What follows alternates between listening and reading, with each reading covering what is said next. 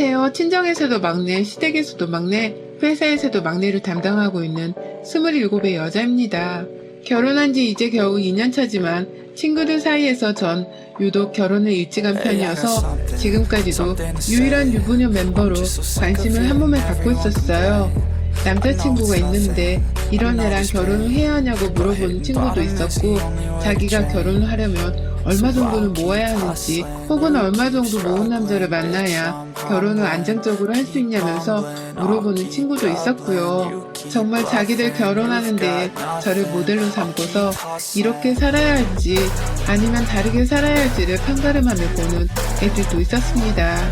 그러니 부담스러운 마음에 SNS는 진작에 접어버렸고, 연락도 단톡방에서 주고받는 거 말고는 개개인과 따로 연락을 잘 취하지는 않았어요. 사는 게 팍팍해서 아내로서, 딸로서, 그리고 직장인으로서 사는 게 바쁘기도 했고 말이죠. 그런데 그 중에서 무엇보다 제 마음을 정신없고 심란하게 만드는 곳이 있었습니다. 바로 시댁이었어요.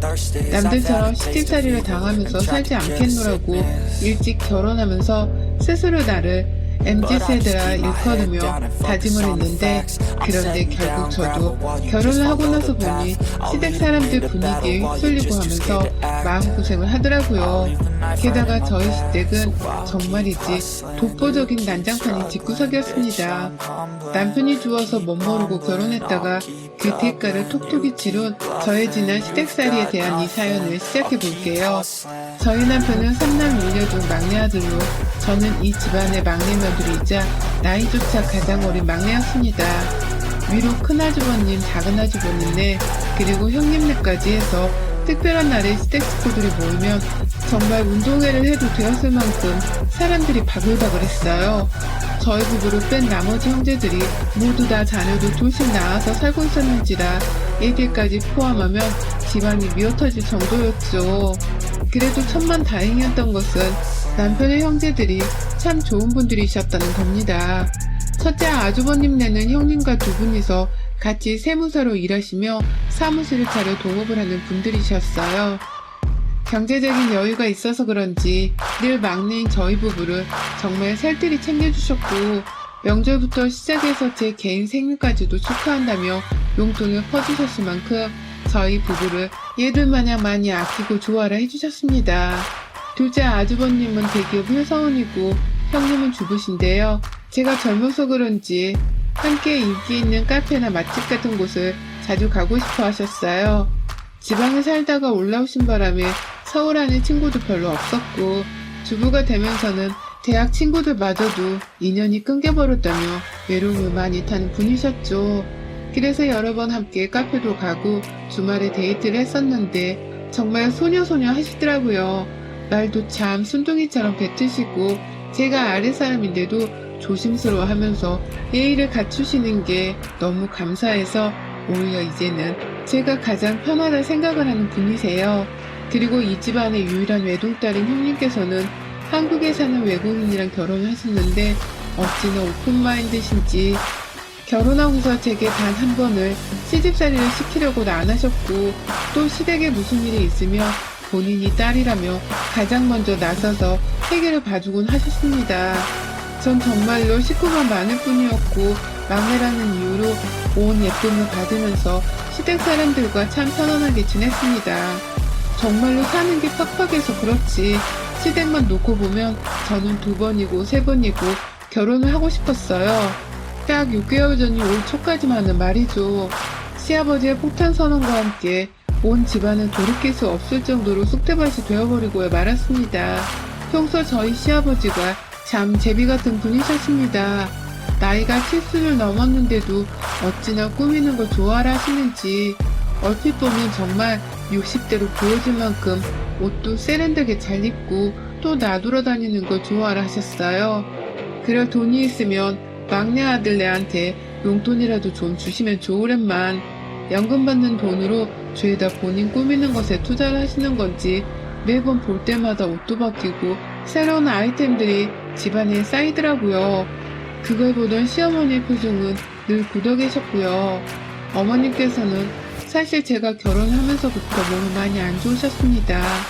그 당시 제가 결혼을 일찍 했던 이유 중 하나도 바로 시어머니께서 막내까지 모두 다 장가를 가서 행복하게 사는 것을 보고 싶다고 말씀을 하셨던 바람에 남편이 일찍 프로포즈를 했던 건데요.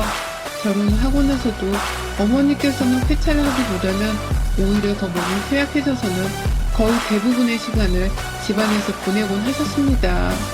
그래서 걱정이 되는 바람에 저와 온 형님들이 나서서는 번갈아 가며 시댁을 찾아오곤 했었어요. 시어머니가 못하실 테니 대신 반찬 같은 것도 만들어서는 가져왔고, 혹여나 또 시아버지가 집 밖에 나가신 바람에 어머니 혼자 집안에서 공경에 처하진 않았을까 싶어서 할 일이 없어도 그냥 찾아가 보곤 했습니다. 형님들이 모두 다 솔선수범을 하면서 시어머니를 챙기시니 저도 따라서 어른을 챙겨보려 하게 되더라고요. 좋은 기운을 윗사람으로부터 계속해서 본받아가며 열심히 며느리 노릇을 했던 것이었죠.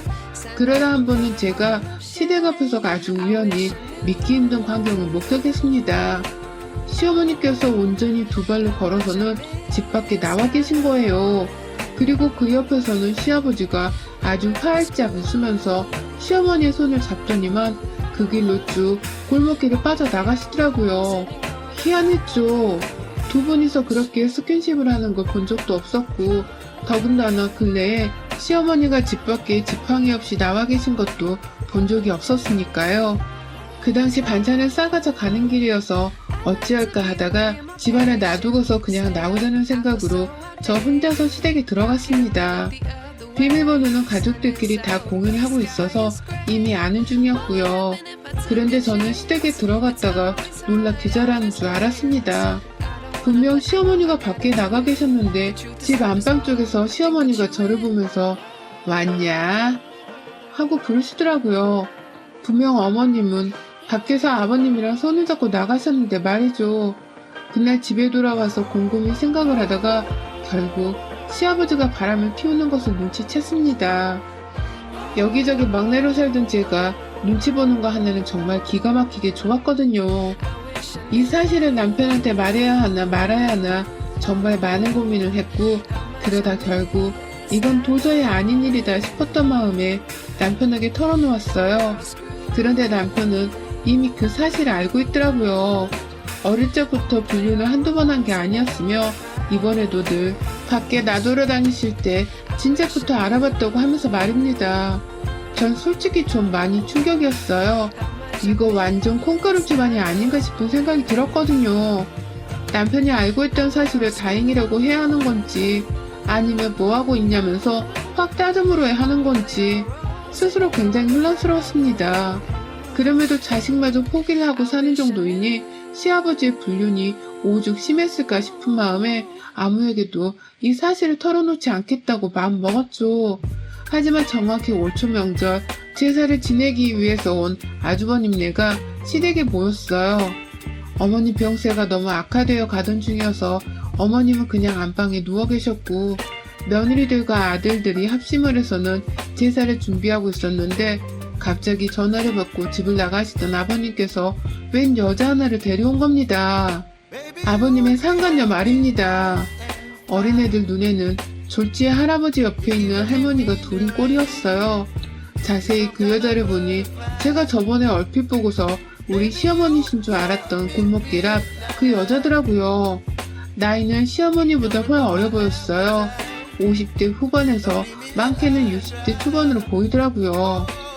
형님들 뿐만 아니라 아주버님들의 우리 외국인 아주버님까지 모두 다 누구냐면서 어리둥절해하고 있는 와중에 급기야 외국인 아주버님은 두 사람이 닮았다면서 동생이에요? 라고 물어보더라고요. 시아버지의 상간녀를 보고서 친동생이냐고 말이죠. 하지만 그 말에 아무도 웃을 수가 없었어요. 저와 남편은 이미 불륜을 눈치챈 상황이었고 나머지 형제들은 까마득히 모르고 있다가 아버님이 다른 날도 아닌 명절에 시어머니가 떡하니 계신 집으로 불륜녀를 들인 바람에 노발대발 난리가 나셨죠. 더 얘기를 들을 수도 없었습니다. 아버님께서 작은 어머니가 될 사람이니 인사해라 라며 뻔뻔하게 소개를 시키려 하셔서 온 가족들이 아버님 말을 잘라먹곤 욕을 퍼붓고 진짜 난동을 피웠거든요. 결국 시어머니는 밖에서 난 소란에 눈치를 채곤 거실까지 나오셨다가 그 길로 상간녀의 인사를 받고 쓰러졌고, 큰아주버님과 작은아주버님이 합세를 해서는 상간녀를 집 밖으로 쫓아버렸어요. 저러다 확 엄마 돌아가시고 혼인신고라도 하는 게 아니냐면서 집은 정말 난리가 났고 모두가 다 한마음으로 시어머니의 쾌차를 바랬습니다. 영원히 아버지의 호적에 남아 우리 시어머니로 살아달라는 마음으로 말이죠. 참 불쌍하고 안타깝고 별별 생각에 저까지도 마음이 너무 심란해졌어요. 하지만 그게 다가 아니었어요. 시어머니가 아파서 곧 돌아가실 거라고 말을 한 건지 시아버지의 현 여자친구인 그 상간녀가 자식들이 없는 사이에 시댁에 쳐들어왔더라고요. 죽기 전에 깔끔하게 이혼을 해주던지 아니면 나가서 치료를 하다가 죽으라면서 시어머니께 온갖 악담을 퍼부은 바람에 어머님은 말까지 더듬으며 집에 주부로 지내고 계시던 둘째 형님께 연락을 했고, 그 바람에 형님이 시댁으로 달려가면서 오만 시댁 식구들한테 다 연락을 돌리셨답니다. 그 바람에 온 가족들이 다 시어머니가 불쌍하다며 일을 하다 말고 시댁으로 뛰쳐갔죠. 가뜩이나 아파서 생사를 왔다 갔다 하는데 상간녀가 집까지 쳐들어와 헤어져 달라 했다고 하니 화가 안 날 사람이 없었던 겁니다. 저 또한 내일인 마냥 너무 열불이 나서는 회사에 반차를 내곤 곧장 시댁에 갔어요. 그리고 그날 시어머니는 내내 울면서 이러고 살기 싫다며 죽고 싶단 소리를 하시다가 결국 입원을 하셨고 겨우 퇴원을 하셨습니다. 시아버지는 자식들이 무서운지 상간녀를 다시 집에 들이는 막무가내의 짓을 하지는 않으셨지만요. 온 가족들이 시아버지를 정말로 경멸했습니다. 며느리들과 외국인 사이조차 시아버지의 어마무시한 이상스러운 짓거리에 대해서 감히 말도 꺼내지 못할 만큼 수치스러워하고 또 원망을 했죠. 나날이 아파하는 시어머니를 뵐 때마다 같은 여자로서 너무 불쌍했고 아무것도 하지 못한 채 누워만 있는 어머님 또한 스스로의 처지를 많이 힘들어하셨어요. 하지만 아무리 어머님의 쾌차를 빌었음에도 하늘은 무심하게 어머님을 데려가셨습니다. 결국 시어머니가 돌아가신 겁니다. 저를 포함한 온 식구들이 장례식장에서 목 놓아 울었어요. 이렇게 가시면 억울해서 제대로 떠나실 수나 있겠냐면서 특히나 저희 셋째 형님은 정말 힘들어 하셨습니다. 유일한 딸이어서 시부모님께 둘 다 많은 사랑을 받고 자랐다고 하셨는데 시아버지의 외도로 괴로워만 하며 사신 시어머니를 향해 감정이입이 많이 되신 것이었죠. 그런 형님은 달래고 또 제 남편을 달래느라 저도 정말 힘들었어요. 회사고 뭐고 저희 시어머니 가시는 길이라도 제대로 가게 해드리고 싶어서 저도 온전히 장례식장에서 거의 살다시피 하며 있었습니다. 그런데 아이고, 저 진짜 하마터면 시아버지 멱살을 잡을 뻔했어요. 글쎄 시아버지가 그 상간녀를 시어머니 장례식장에 데려온 겁니다. 그것도 상복을 입힌 채로 말입니다. 아니 상중에 있는 사람이 입는 옷인데 그걸 왜 시아버지의 상간녀가 입고 있는 건지 그 꼴을 보자마자 저를 포함해서 온 가족들이 불같은 분노에 휩싸이는 걸 전 분명히 봤습니다. 상간녀가 들어오는 순간 꺼이꺼이 울고 있던 셋째 형님이 무슨 폭격기 마냥 옆에서 슝 튕겨나가서는 상간녀한테로 달려든 바람에 온 가족들이 정신없이 형님을 따라가며 분노를 표출했어요. 형님의 손에 머리채가 잡혀서는 장례식장 테이블 위에 놔둔 상간녀를 따라서 시아버지는 아이고 네 새엄마한테 뭐하는 짓거리냐, 내가 널 이렇게 가르쳤냐? 라면서 어떻게든 윗사람 취급을 하면서 상간녀를 더 지키려고 하셨는데요. 그 바람에 형님은 더욱 화를 내셨죠. 아버지는 저 이렇게 안 키우셨잖아요. 그런데 아버지는 왜 이렇게밖에 못 사세요? 엄마 장례식장에 이게 무슨... 라면서 시아버지를 향해 피토하듯 화를 내다 결국 뒷목을 잡고 쓰러지셨고요. 그 바람에 외국인 아주버님은 한국말을 조금 하시는 분이신데도 불구하고 What the fuck? fuck! 그 외치면서 형님을 얻고 나가셨습니다. 너무 순식간에 일어난 일이라 둘째 형님이 얼떨결에 쓰러진 형님을 챙기겠다고 외국인 아주버님을 따라 같이 장례식장을 빠져나가셨고요. 저는 온 시댁 윗사람들이 시아버지와 상간녀한테 욕을 쏟아붓는 사이 유심히 상간녀를 봤어요. 온 가족들이 상간녀보다도 그런 상간녀를 장례식장에 데려온 시아버지를 향해 원망하듯 말하던 사이 슬그머니 시아버지 옆에서 팔짱을 끼면서 나 기껏 장례식장에 도리 지키려 왔는데 이런 취급을 받아야 해? 라고 말을 하더라고요.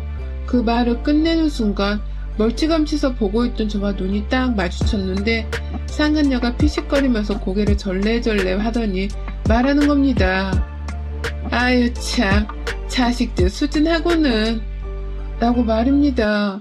제가 멀리서 너무 쇼크를 받은 나머지 제대로 가족들 사이에서 시아버지를 향해 욕도 못하고 멍하니 서있자 아버님의 상간녀 눈에는 제가 그저 사람들 틈에 섞이기 싫어서 잠시 거리를 두고 있었던 것으로 보였나 보더라고요.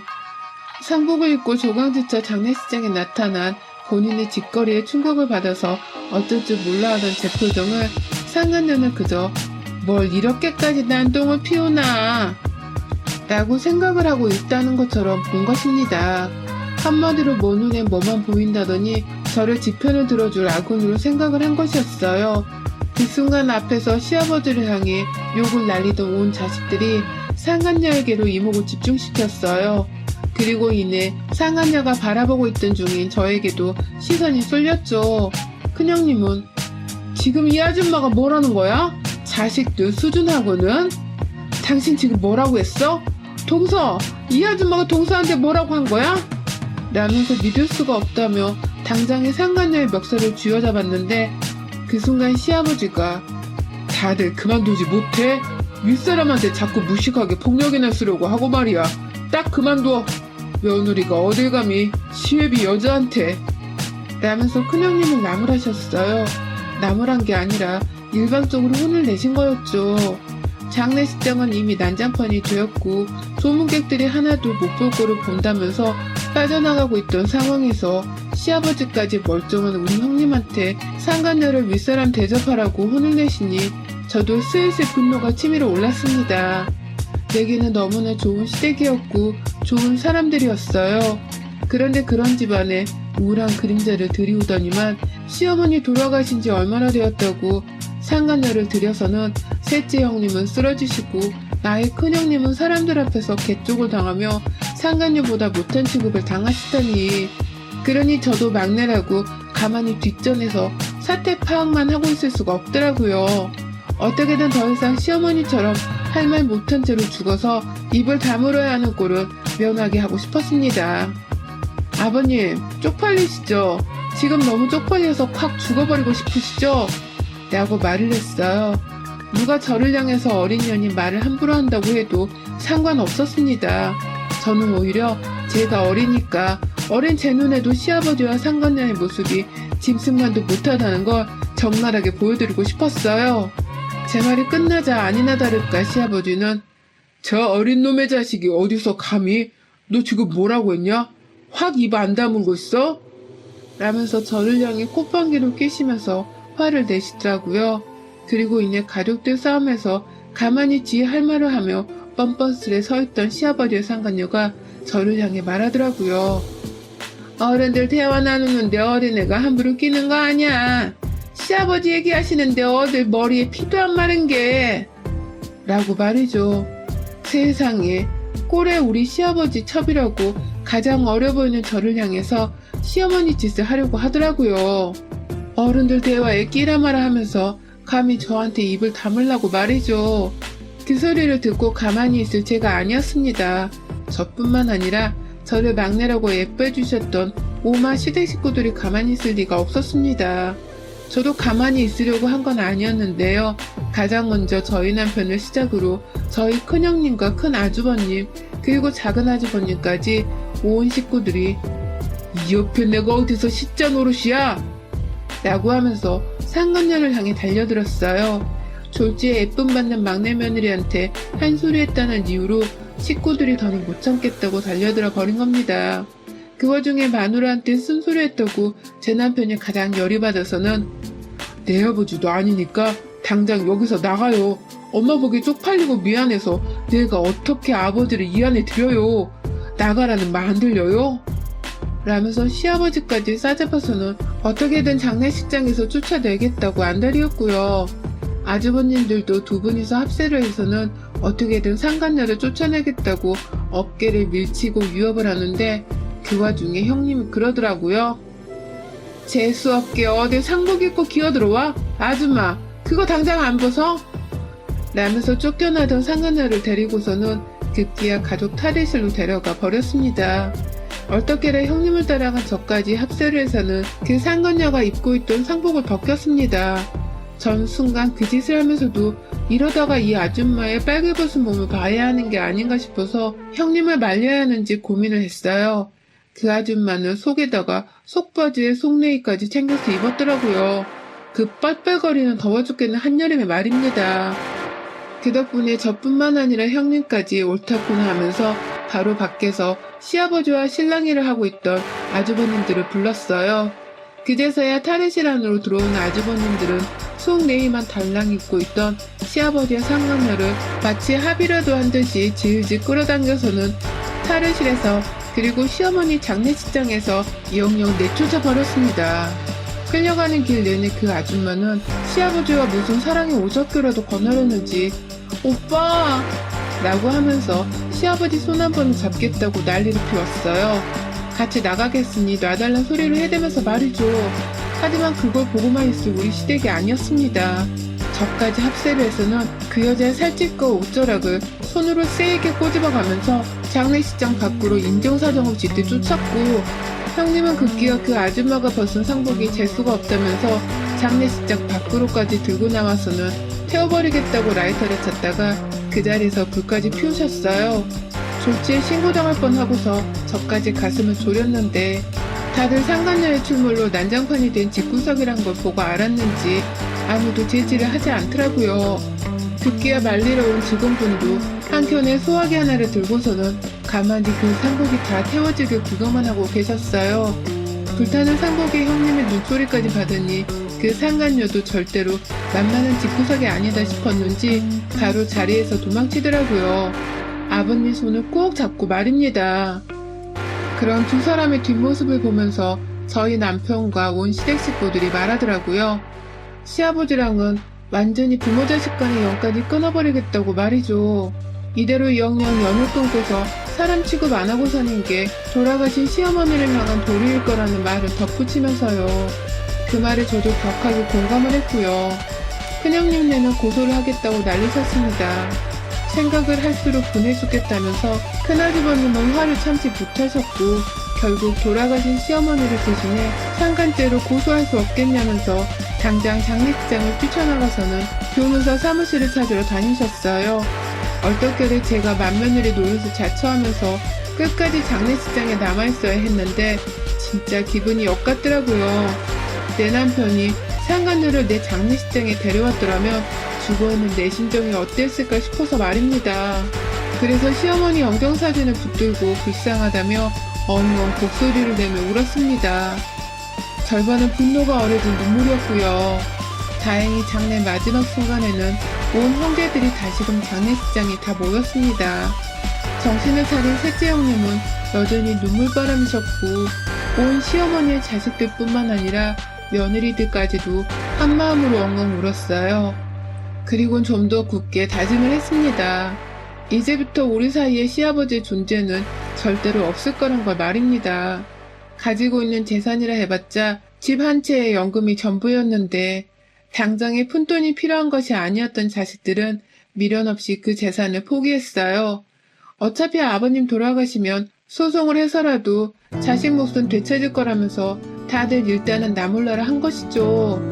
그 바람에 시아버지는 가지고 있는 집을 팔지도 못한 채 그냥 연금에 의지하며 그 집에서 자식들에게 버림받은 채로 상간녀랑 원하던 연애를 하며 사시게 되었고요. 저랑 형님들의 합세를 해서는 그 집안에 있는 살림살이와 어머님 유품까지 모든 것을 거덜내온 바람에 시아버지는 거의 빈집에서 다시 살림을 꾸려가며 집을 채워나가야 하실 수밖에 없었습니다. 그 때문에 돈을 한두 푼 써야 하는 게 아니라면서 막내인 저한테로 살림살이 좀 채워달라고 연락을 해오셨는데 다행히 옆에 있던 남편이 욕을 한 바가지 퍼부으며 연락하지 말란 말과 함께 전화를 끊어줘서 제가 딱히 해야 할 건 없었어요.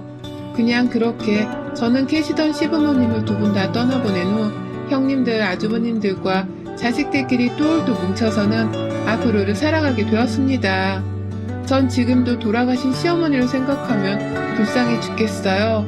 그리고 그날 장례식장에서 시아버지의 상간녀가 당한 개망신을 생각하면 통쾌해 죽겠기도 하고요. 앞으로도 얼마든지 돌아가신 시어머니를 위해서 상간녀 하나 정도는 개묵사를 시키며 살 생각입니다. 그 생각 하나로 우리 시댁 형제들이 똘똘 뭉쳐서는 사는 중이기도 하고요. 하늘에 계신 어머님이 이런 저희 모습을 보면서 조금이라도 웃으시길 바라는 마음입니다. 어머님, 보고 싶어요. 여러분의 생각은 댓글로 남겨주세요. 오늘도 시청해주셔서 정말 감사합니다.